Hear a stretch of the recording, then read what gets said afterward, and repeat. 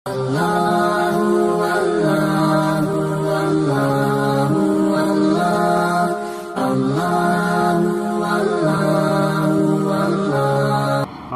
لله نحمده ونستعينه ونستغفره ونؤمن به ونتوكل عليه ونعوذ بالله من شرور أنفسنا ومن سيئات أعمالنا من يهده الله فلا مضل له ومن يضلله فلا هادي له ونشهد أن لا إله إلا الله وحده لا شريك له ونشهد أن سيدنا ونبينا ومولانا محمدا عبده ورسوله إمام المشرقين وإمام المغربين رسولا مكيا مدنيا هاشميا قريشيا كروبيا روحانيا ريحانيا نبيا تقيا نقيا وليا دريا شمسيا قمريا بدريا بشيرا نذيرا وصلى الله تعالى عليه وعلى آله وسلم تسليما كثيرا كثيرا أما بعد فأعوذ بالله من الشيطان الرجيم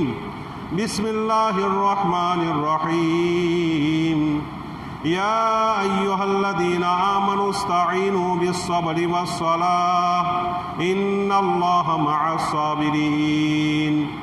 اللہ تبارک و تعالیٰ قرآن پاک میں ارشاد فرماتا ہے کہ تم نماز اور صبر کے ذریعے اللہ تعالیٰ کی مدد چاہو، بلا شبہ اللہ تعالیٰ صبر کرنے والوں کے ساتھ ہے۔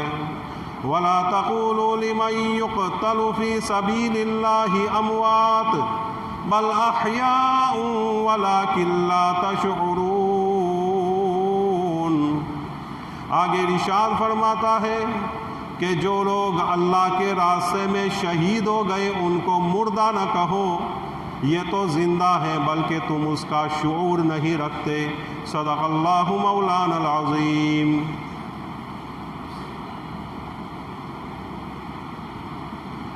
لایا ہے خون رنگ مارکہ کربلا کے بعد، اونچا ہوا حسین کا سر کربلا کے بعد، پاس حرم لحاظ نبوت بقائے دی، کیا کچھ تھا اس کے پیش نظر کربلا کے بعد۔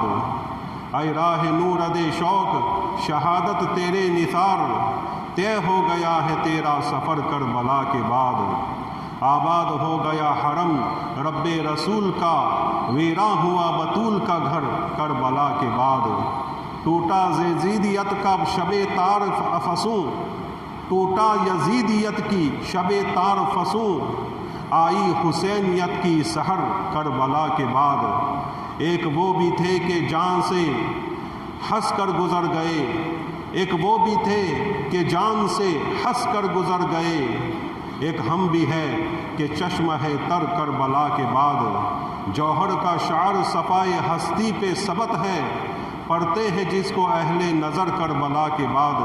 قتل حسین اصل میں مرگ یزید ہے، قتل حسین اصل میں مرگ یزید ہے، اسلام زندہ ہوتا ہے ہر کربلا کے بعد۔ محترم بھائیوں دوستوں بزرگوں،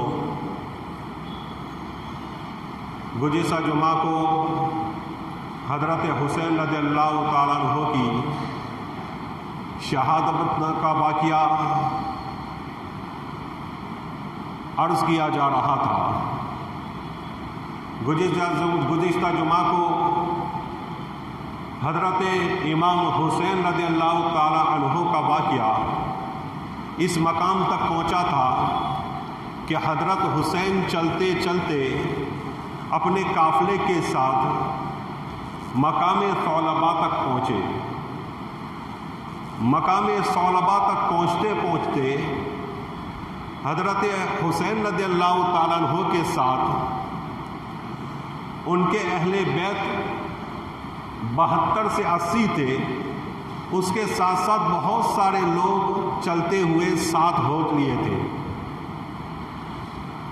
اب مقام ثعلبہ میں پہنچ کر حضرت حسین رضی اللہ تعالیٰ عنہ کو اس بات کی خبر پہنچی کہ مسلم ابن عقیل، جس کو حضرت حسین نے اپنی جگہ پر نائب بنا کر بھیجا تھا اور کوفہ میں لوگوں سے بیعت لے رہے تھے، حضرت حسین کے نام کی، حضرت حسین کے خلافت کی۔ 18,000 لوگ ان کے ہاتھ پر بیعت ہو چکے تھے، لیکن زیاد کے ڈر سے اور پیسوں کی لالچ میں ان لوگوں نے حضرت حسین رضی اللہ تعالیٰ عنہ کی بیعت کو توڑ دیا۔ حضرت مسلم بن عقیل اکیلے ہو گئے۔ حضرت ہانی کے گھر میں وہ ٹھہرے تھے، حضرت ہانی کو بلا کر دھوکے سے قتل کر دیا۔ حضرت مسلم بن عقیل کو پتہ چلا تو وہ بھی تلوار لے کر نکل گئے کہ میں ہانی کے قتل کا ضرور بدلہ لوں گا۔ حضرت مسلم بن عقیل کے ساتھ کوئی نہیں آیا، ان کو بھی گرفتار کر لیا گیا، ان کو شہید کر دیا گیا۔ اس شہادت کی خبر حضرت حسین کو مقام ثعلبہ میں پہنچی تو حضرت حسین سمجھ گئے کہ مسلم کی شہادت ہوئی ہے، اور اس بات کی بھی خبر پہنچی کہ اب کوئی نفس، کوئی انسان، کوئی آدمی بھی حضرت حسین کی حمایتی نہیں رہا۔ ہر ایک نے بیعت توڑ دی ہے، ہر ایک نے دھوکہ دیا ہے۔ جنہوں نے بڑے بڑے خط لکھے تھے وہ لوگ بھی پھر گئے ہیں، انہوں نے فریب کاری کی ہے، دھوکہ دیا ہے۔ اب حضرت حسین رضی اللہ تعالیٰ عنہ سمجھ گئے کہ آگے بڑھنا اچھا نہیں ہے، ٹھیک نہیں رہے گا، اس لیے انہوں نے ارادہ کیا کہ اب واپس ہو جانا چاہیے۔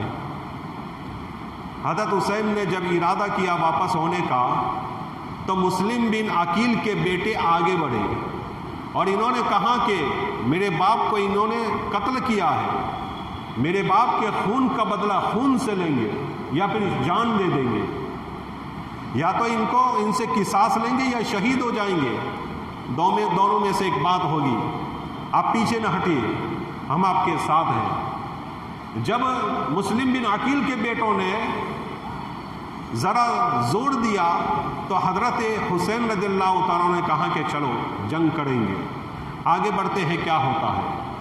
مقام شراف میں چلتے چلتے پہنچے تو حضرت حسین رضی اللہ تعالیٰ کو ایک آدمی ملا، عبداللہ بن مطیع، یہ آدمی ملا اور ان سے ہاتھ جوڑ کر کہنے لگا کہ حضرت آگے نہ بڑھیے، یہ لوگ بڑے بدبخت ہیں، یہ فریبی لوگ ہیں، ان کے دھوکے میں نہ آئیے، یہ آپ کو قتل کر دیں گے، یہ لوگ سب کے سب مکر گئے ہیں اور آپ کی جان کا خطرہ ہے، کہیں اور نکل جائیں بعد میں دیکھی جائے گی۔ لیکن حضرت حسین رضی اللہ تعالیٰ نے کہا کہ نہیں، مجھے آگے بڑھنا ہے اور مسلم کو شہید کیا اس کا بدلہ بھی لینا ہے۔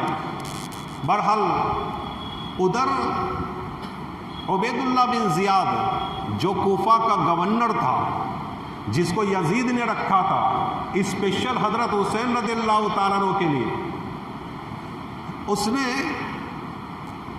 عمرو ابن سعد ابن ابی وقاص کو 4,000 آدمی لے کر بھیجا اور کہا کہ دیکھو اب مقام رے اور قادسیہ میں جا کر پڑاؤ ڈالیں، 4,000 لشکریوں کو، فوجیوں کو لے کر، اور حضرت حسین کہاں تک پہنچے ہیں اس کی انکوائری کریں، اس کی تحقیق کریں۔ اور حر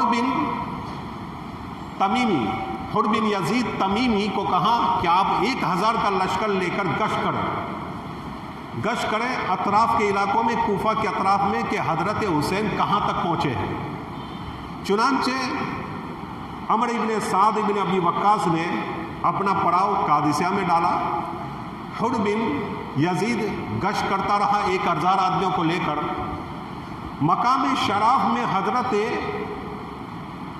حسین ٹھہرے ہوئے تھے، وہاں تک پہنچے تھے کہ یہ حر بن یزید وہاں پہنچ گیا اور ان کو کہا کہ آپ کو حراست میں لے کر یزید نے اپنے دربار میں یزید نے نہیں، ابن زیاد نے آپ اس کے دربار میں پیش کرنے کو کہا ہے، ہم مامور ہیں۔ حضرت حسین نے کہا کہ ہم واپس ہونا چاہتے ہیں، اتنی مہربانی کیجئے کہ جانے کا راستہ ہمارا ہموار کر دیجئے، میں جہاں سے آیا ہوں وہاں چلا جاؤں گا، مجھے کوئی لڑنا جھگڑنا نہیں ہے، مجھے آپ سے کوئی سروکار نہیں ہے، میں کوفہ میں داخل نہیں ہوں، آپ کو اتنا ہی درد ہے نا، آپ کو اتنا دکھ ہے کہ میں کوفہ میں داخل نہ ہو جاؤں، چلو میں کوفہ میں داخل نہیں ہوتا، میرا راستہ چھوڑ دیجئے، میں مکہ چلا جاتا ہوں۔ لیکن ابن یزید کے ڈر سے، کوفہ کے گورنر کے ڈر سے حر بن یزید نے کہا کہ میں آپ کو جانے نہیں دوں گا۔ میں مامور ہوئی اس بات کے اوپر کہ میں آپ کی حراست کر کے، آپ کو کور کر کے میں ابن زیاد کے دربار میں پیش کروں۔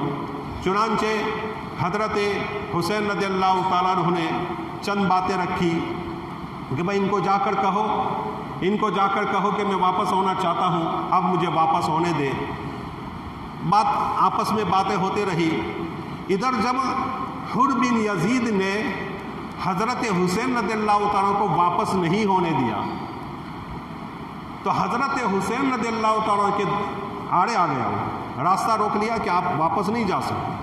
حضرت حسین نے چاہا بھی کہ میں واپس جاؤں، میں مکہ لوٹ جاؤں، لیکن یہ اپنا لشکر لے کر آ گیا کہ میں آپ کو آگے بھی نہیں بڑھنے دوں گا، واپس نہیں ہونے دوں گا۔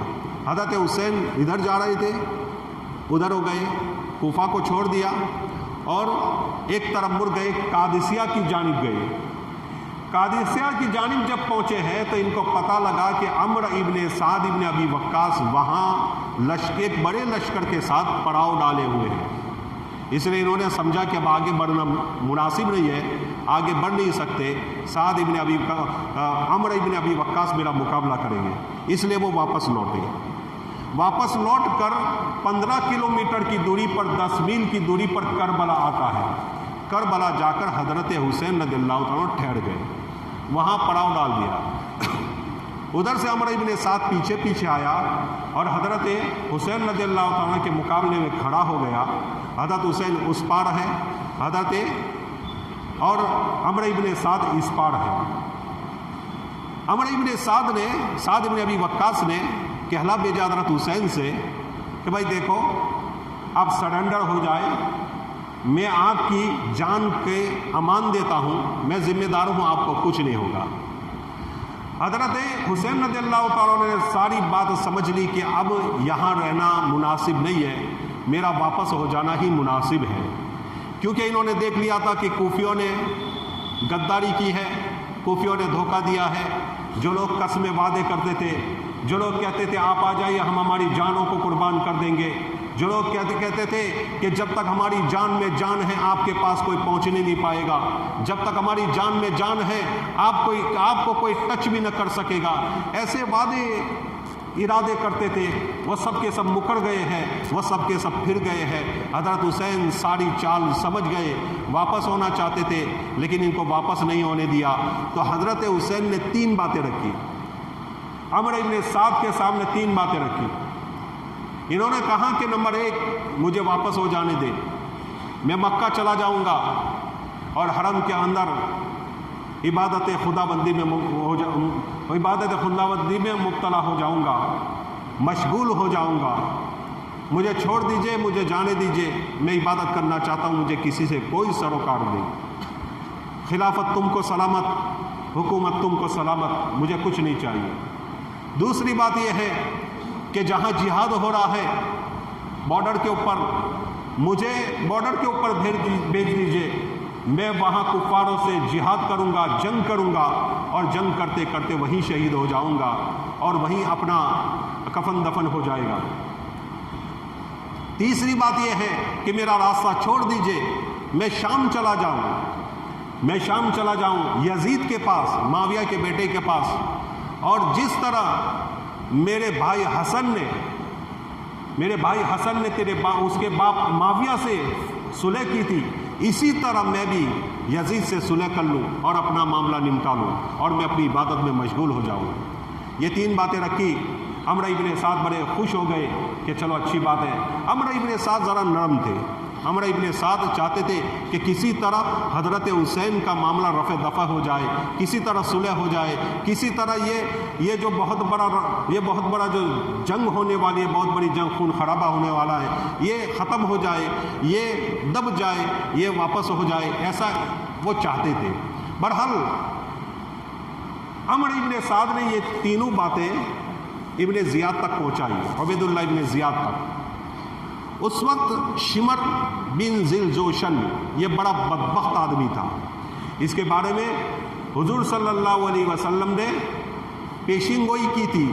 حضور صلی اللہ علیہ وسلم نے اس بات کی بشارت دی تھی کہ حضرت حسین اسی کے ہاتھ سے شہید ہوں گے۔ واقعات ایسے لکھے ہوئے ہیں، اللہ کے نبی صلی اللہ علیہ وسلم بیٹھے ہوئے تھے، حضرت ام سلمہ رضی اللہ تعالیٰ عنہ یا کوئی دوسری ام سلمہ تھی یا کوئی دوسری ہماری ماں تھی زوجہ رسول میں سے، ان کو کہاں باہر جائے، ایک آدمی آ رہا ہے، ایک فرشتہ آ رہا ہے جو آج تک کبھی نہیں آیا۔ تو حضرت جو ہماری ماں تھی وہ باہر چلی گئی، وہ فرشتے آئے، تھوڑی دیر کے بعد اللہ کے نبی صلی اللہ علیہ وسلم کی رونے کی آواز باہر آئی، تو ام سلمہ اندر آئی، دوڑتی ہوئی آئی اور پوچھا کیا ہوا ہے نبی اللہ، کیا ہوا، کیوں رو رہے ہو؟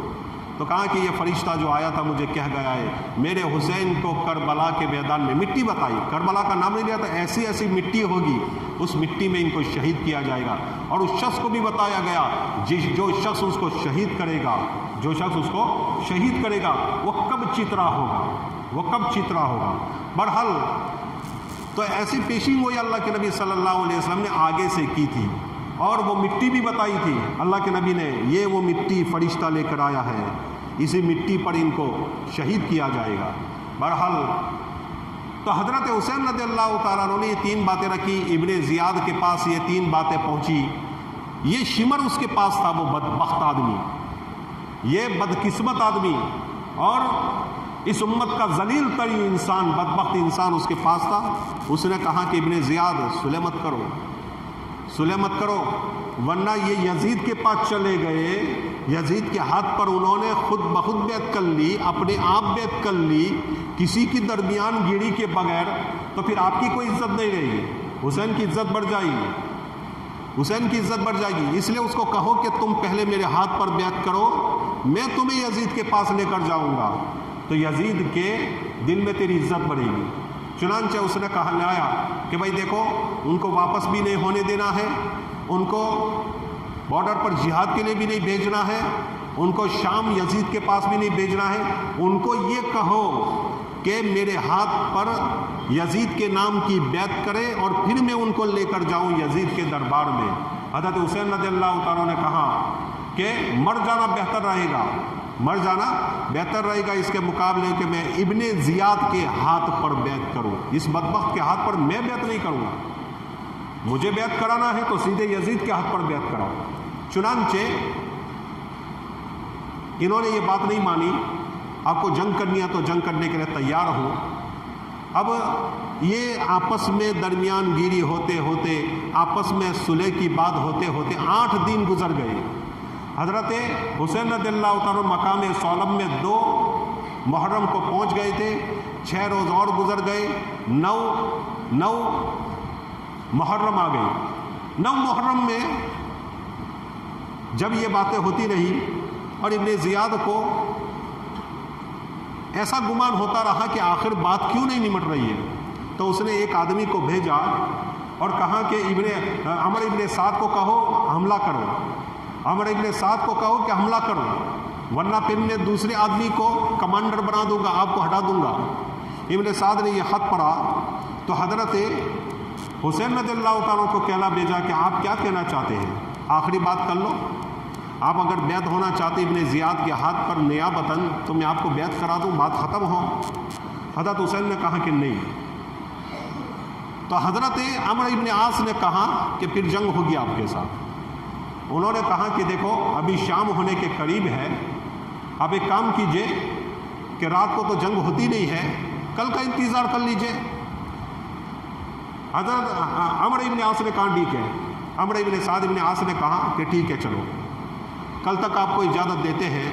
اتنے میں ابن زیاد نے شمر کو بھیجا، صبح کے وقت شمر کو بھیجا کہ دیکھو جنگ کیوں نہیں ہو رہی ہے اور حسین کا سر میرے دربار میں کیوں نہیں آ رہا ہے، حسین کو قتل کیوں نہیں کیا جا رہا ہے، حسین سے جنگ کیوں نہیں ہو رہی ہے، آپ جا کر دیکھیں اور معائنہ کیجئے۔ چنانچہ یہ آدمی گیا اور جانے کے بعد یہ بھی شام کو پہنچا، اس کے سامنے یہ بات رکھی گئی کہ دیکھو سامنے کہ صبح تک کا اس کو وعدہ کیا ہے، حضرت حسین کو وقت دیا ہے، صبح بھی جنگ کر دیں گے اگر نہیں مانے تو۔ اس نے کہا ٹھیک ہے چلو۔ صبح جب ہوئی تو باتیں شروع ہوئی لیکن حضرت حسین رضی اللہ تعالیٰ عنہ اپنی فوج کو، کتابوں میں یوں آتا ہے کہ 72 تو اہل بیت تھے، اس کے علاوہ دوسرے لوگ تھے، کل 240 تھے، بعض لوگوں نے اس سے بھی کم لکھے ہیں، زیادہ سے زیادہ 240 لکھے۔ تو انہوں نے اپنی فوج کو مرتب کر دیا، ادھر عمرو ابن سعد نے اپنی فوج کو مرتب کیا۔ حضرت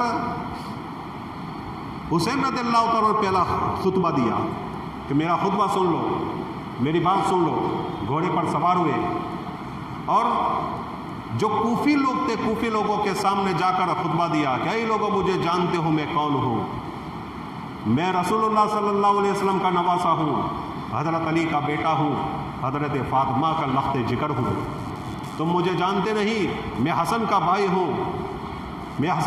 ہوں، تم مجھے اچھی طرح جانتے ہو، میں نے کسی کے ساتھ آج تک لڑائی نہیں کی، میں نے کسی کو آج تک کوئی تکلیف نہیں پہنچائی، تم مجھے جانتے ہو کہ میں نے آج تک کسی کو قتل نہیں کیا، کسی پر تلوار نہیں اٹھائی، میں ہمیشہ لوگوں کے ساتھ رواداری کے ساتھ رہا، میں ہمیشہ لوگوں کے ساتھ اخلاق سے پیش آتا رہا، میں نے کسی کو دکھ نہیں دیا، میں نبی صلی اللہ علیہ وسلم کا نواسہ ہوں، جس کے آپ شدائی ہے، جس کے آپ امتی ہے، اور تم لوگ مجھے قتل کرنے کے لیے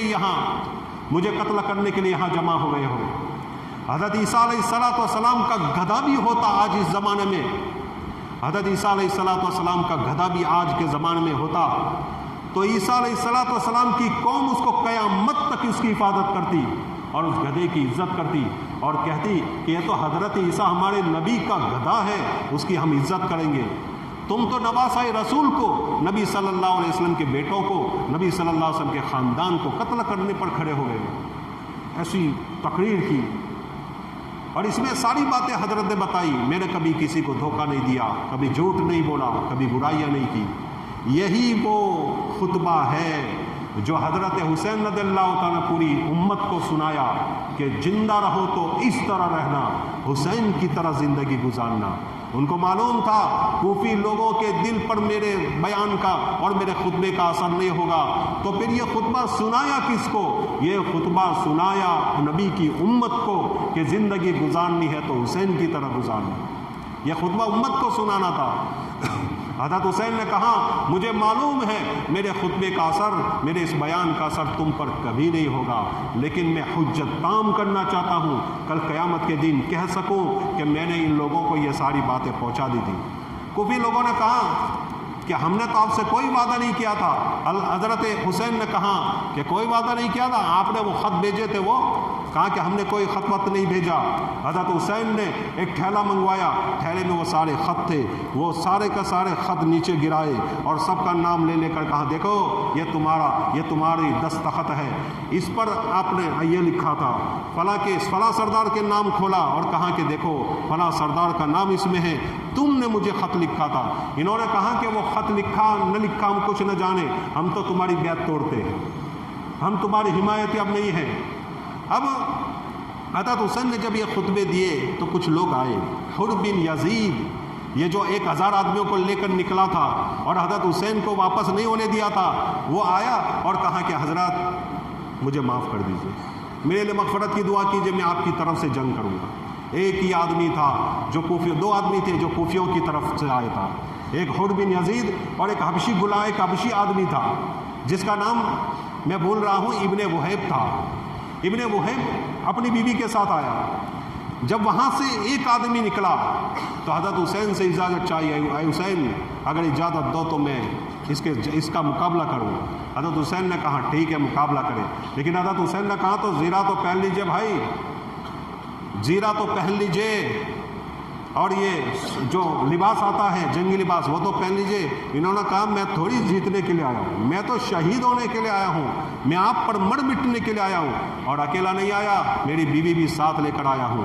حضرت ابن وہیب کی بیوی نے کہا کہ ان کو جانے دو، ہم دونوں کے دونوں اس لیے آئے ہیں کہ آپ کے اوپر ہماری جان قربان کر دے۔ وہ گیا، جو آدمی نکلے ان کو قتل کیا اور بہت سو کو قتل کر کے وہ بھی خود شہید ہو گیا۔ اب جنگ شروع ہوئی، یکے بعد دیگرے لوگ نکل رہے ہیں، اہل بیت تو وہیں کے وہیں ہے، کوئی نکلنے نہیں دیتا، اہل بیت نہیں جائیں گے جب تک ہماری جان میں جان ہے۔ تب تک ہم جنگ کریں گے، پھر ہم ختم ہو جائیں۔ دوسرے جو لوگ تھے وہ کہتے تھے جب ہم ختم ہو جائے تو پھر آپ جنگ کرنا۔ چنانچہ ایک سے ایک، دو، تین، چار ایسے لوگ شہید ہوتے رہے، لیکن ابن زیاد کے لشکری زیادہ قتل ہوتے تھے، یہ بدبخت زیادہ قتل ہوتے تھے، اور جب بہت زیادہ قتل ہو گئے تو وہ لوگ کہنے لگے دیکھو ایک ایک آدمی جائے گا تو پھر یہ تو سب کو ختم کر دیں گے، یہ کوئی جیتنے کے لیے نہیں آئے، فتح کے لیے نہیں آئے، یہ تو شہید ہونے کے لیے آئے ہیں، اس لیے یہ ہم سب کو ختم کر دیں گے، تو یک بارگی سب حملہ کرے۔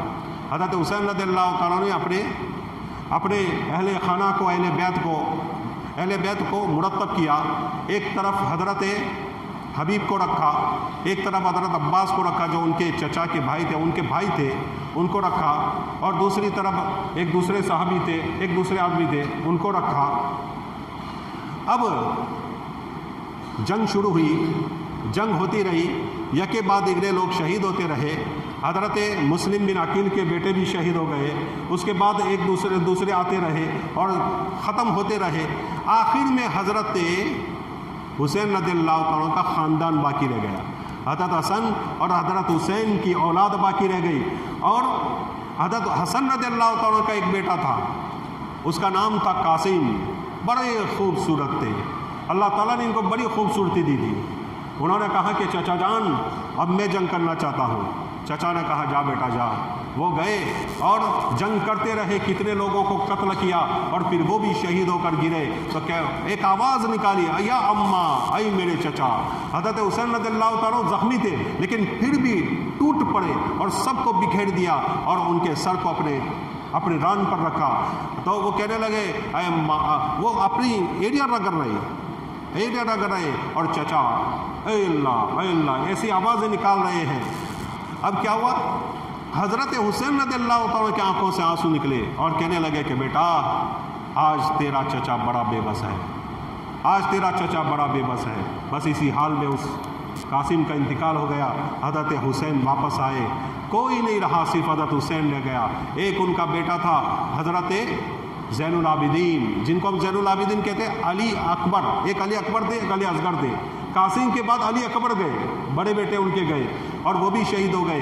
اب آخری بیٹا رہ گیا علی اصغر، وہ بیمار تھے، وہ اندر تھے، وہ باہر نہیں نکل سکتے تھے۔ ایک بیٹا ان کا تھا عبداللہ چھوٹے تھے، 2 سال کے تھے۔ ان کو سوچا کہ جب اب شہادت ہونے والی ہے، شہید ہونے والے ہیں، تو آخر میں اس کو اپنے گلے لگا لو۔ یوں باہر لے کر نکلے اور گلے لگائے ہوئے تھے، اچانک ایک آدمی نے ابن موقت اس کا نام تھا، ایک تیر چھوڑا اور وہ تیر ان کے گلے سے نکلا اور پار ہو گیا۔ حضرت عبداللہ کے گلے سے جو خون کا فوارہ نکلا، حضرت حسین نے اپنے ہاتھ میں لیا اور ہاتھ میں لے کر یوں اس کو نیچے گرایا اور کہا اے باری الہ، اگر تو راضی ہے تو مجھے کوئی فکر نہیں ہے۔ کیا کہا؟ یہ پورے واقعہ کا خلاصہ ہے۔ اللہ راضی تو سب کچھ قربان ہے، میرا اللہ راضی ہے تو مجھے کوئی فکر نہیں۔ یہ پورے واقعہ کی اور ہماری زندگی بس اسی اوپر ہے کہ اللہ میرا راضی ہو جائے۔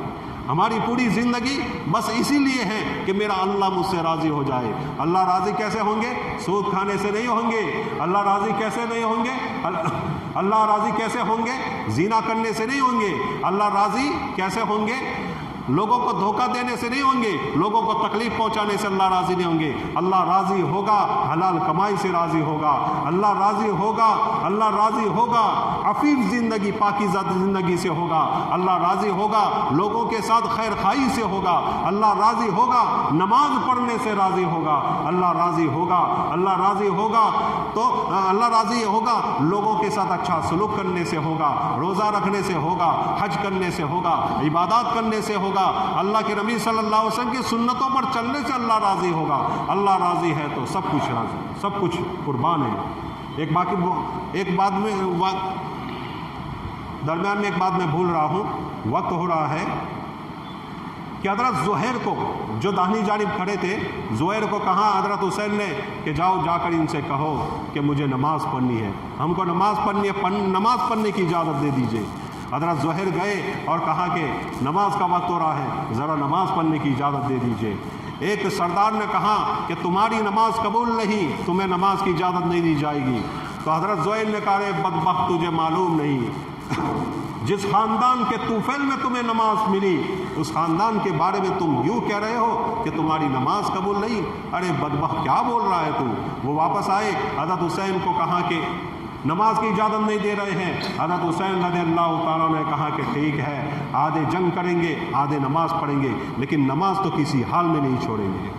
کیا کہا؟ اس واقعے سے ایک درس یہ بھی ملا, ایک نصیحت یہ بھی ملی کہ جان اگر جائے اور جان اگر قریب ہے اور گردن کے اوپر تلوار لٹک رہی ہے اور گردن کے اوپر تلوار ٹکائی جا چکی ہے اور نماز کا وقت ہے تو نماز نہیں چھوڑی جائے, نماز نہیں چھوڑی جائے.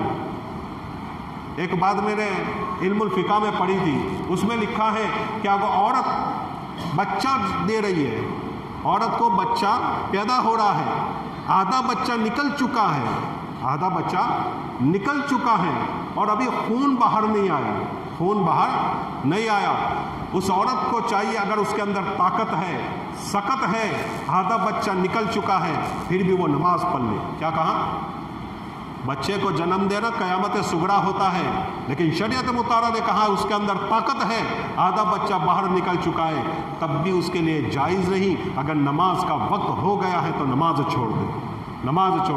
اب ہم تو چھوٹی چھوٹی باتوں میں تھوڑا سا زخم آ گیا, تھوڑی سی تکلیف ہو گئی, تھوڑا سا پیٹ میں درد ہو گیا, تھوڑا سا سر میں درد ہو گیا, تو کئی نمازیں چھوڑ دیتے ہیں. حضرت حسین رضی اللہ تعالیٰ نے سکھایا کہ اگر تلوار بھی گردن پر ٹکائی جا چکی ہے, موت سامنے موت منڈلا رہی ہے اور نماز کا وقت ہو گیا ہے تو نماز کبھی نہ چھوڑی جائے. حالانکہ وہ نماز چھوڑ دیتے تو ابھی ان پر ضروری نہیں تھی, کشمکش کے حالات تھے, ان پر نماز ضروری نہیں تھی. نماز اگر اس وقت چھوڑ دیتے تو قیامت کے دن ان سے پوچھ نہ ہوتی. لیکن پھر بھی حضرت حسین رضی اللہ تعالیٰ نے میدان کارزار میں نیزوں کے نیچے, تلواروں کے نیچے نماز پڑھ کر دکھائی اور امت کو یہ سبق دے گئے کہ کسی بھی حال میں نماز نہ چھوڑنا. امت کو یہ درس دے گئے کسی بھی حال میں نماز نہ چھوڑنا. تو حضرت حسین رضی اللہ تعالیٰ جب سب شہید ہو گئے, اب آخری ایک بیٹا باقی ہے, حضرت زین العابدین علی اصغر, وہ باقی ہے, وہ بیمار تھے اس لیے چھوٹے سے تھے, اندر تھے. اب کیا ہوا, حضرت حسین رضی اللہ تعالیٰ آخری بچ گئے, جنگ شروع کی. روایتوں میں آتا ہے اس وقت بھی حضرت حسین رضی اللہ تعالیٰ عنہ کے بدن کے اوپر 40 سے زیادہ تیر کے زخم تھے, 33 سے زیادہ نیزوں کے زخم تھے اور 45 سے زیادہ تلواروں کے زخم تھے. اس حالت میں بھی جنگ کر رہے ہیں, گھوڑے پر سوار ہیں اور اتنی سختی سے اور اتنی بہادری سے جنگ کر رہے ہیں اور لوگوں کے خون میں لت پت کر رہے ہیں اور قتل کریے جا رہے ہیں. تو آپس میں عمرو ابن سعد اور شیمر باتیں کر رہے ہیں, اللہ کی قسم آج تک اتنا بہادر آدمی ہم نے کوئی نہیں دیکھا, اللہ کی قسم اتنا بہادر آدمی ہم نے آج تک نہیں دیکھا. جہاں بھی جاتے ہیں لوگ بھاگتے ہیں, ادھر کوئی ادھر بھاگتا ہے, کوئی ادھر بھاگتا ہے, جو بھی سامنے آ گیا وہ ختم. اتنی بہادری سے لڑ رہے ہیں. بہرحال شمر نے حکم دیا کہ ان کے گھوڑے کو شہید کر دو. تیر مارے گئے, گھوڑے شہید ہوئے, حضرت حسین نیچے گرے. حضرت حسین رضی اللہ تعالیٰ نے نیچے زمین پر جنگ شروع کی, تلواریں شروع کی. اب کیا ہوا, ایک آدمی نے بدبخت آگے بڑھا, اس آدمی نے, کوئی آگے نہیں بڑھ رہا تھا, ہر آدمی چاہ رہا تھا کہ حسین مجھ سے شہید نہ ہو, حسین کو میں قتل نہ کروں, اس لیے لوگ ادھر ادھر چلے جاتے تھے. شمر بدبخت نے 6 آدمیوں کو ساتھ لیا اور حضرت حسین پر لپک پڑا. اس میں سے ایک آدمی نے حضرت حسین کے کندھے پر وار کیا, ایک ہاتھ ان کا نیچے گرا, دوسرے ہاتھ سے وہ جنگ کرنا چاہتے تھے, وار کرنا چاہتے تھے, لیکن اتنا زخمی ہو گیا تھا کہ حضرت حسین اپنا ہاتھ نہ اٹھا سکے. پیچھے سے سینان ابن انس نے ایک نیزہ پھینکا اور وہ نیزہ ان کی پیٹھ سے ہو کر پیٹ سے باہر نکل گیا. حضرت حسین نیچے گرے اور پھر اس بدبخت انس بن سینان, یہ امت کا بدبخت ترین انسان جس نے خانوادہ رسول کو ختم کیا, جس نے آخری چراغ کو, خانوادہ رسول کے آخری چراغ حضرت حسین کو, نواسہ رسول کو اس نے شہید کیا. اور اس نے حضرت حسین کے پیٹ سے خنجر نکالا, وہ نیزہ نکالا. جیسے ہی نیزہ نکلا حضرت حسین کی جان پرواز کر گئی. انا للہ و انا الیہ راجعون. حضرت حسین اس دنیا سے رخصت ہو گئے. لیکن امت کو ایک پیغام دے گئے کہ کبھی کسی سے جھوٹ نہ بولنا، کبھی کسی کو دھوکہ نہ دینا، کبھی کسی حال میں نماز نہ چھوڑنا، کبھی کسی کو تکلیف نہ دینا، کبھی کسی کا قتل نہ کرنا، کبھی کسی کو کبھی شراب نہ پینا، کبھی بدکاری نہ کرنا، زندگی ہمیشہ اچھی گزارنا، یہ سارے اسباق اس واقعے میں موجود ہیں۔ اللہ تعالی ہمیں کئی سنی باتوں پر عمل کرنے کی توفیق نصیب فرمائے۔ کبھی زندگی رہی تو اسی، اور کبھی موقع ملا تو یہاں سے تھوڑی آگے بھی ہم واقعہ لے جائیں گے اور آگے کے واقعہ سے بھی انشاءاللہ آپ کو باخبر کریں گے۔ اللہ تعالیٰ کہیں سنی باتوں پر عمل کرنے کی توفیق نصیب فرمائے۔ وآخر دعوانا الحمدللہ رب العالمین۔